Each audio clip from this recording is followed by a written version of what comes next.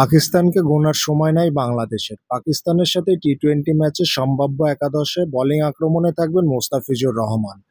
তার সাথে দুর্দান্ত ফর্মে থাকা যোগ্য সঙ্গ দিবেন শরীফুল ইসলাম, কারণ শ্রীলঙ্কার সাথে শরীফুল দুর্দান্ত বোলিং করেছেন। তানজিম সাকিবকেও দেখা যেতে পারে একাদশে। স্পিন আক্রমণে থাকবেন রিশাদ হোসেন। তার স্পিন ভেলকিতে শ্রীলঙ্কা দল নাকানি চুবানি খেয়েছে। শামীম পাটোয়ারি, তার কথা না বললে নয়, তিনিও হাত ঘুরাতে পারেন দলের প্রয়োজনে। মাহেদী হাসান অপ্রতিরোধ্য, শ্রীলঙ্কাকে একাই ধসিয়ে দিয়েছেন শেষ টি-20-তে। ব্যাটিংয়ে ইমনের সাথে থাকবেন ছোট তামিম, তারা দুজনেই দুর্দান্ত ব্যাটিং করেছেন। এরপরে দলের অধিনায়ক লিটন দাস, 360 শামীম হোসেন পাটোয়ারি। লিটন দাসও দুর্দান্ত ফর্মে আছেন। মিডল অর্ডারে হৃদয়কে বাদ দেওয়ার সুযোগ নেই, কারণ সে দুর্দান্ত একজন প্লেয়ার।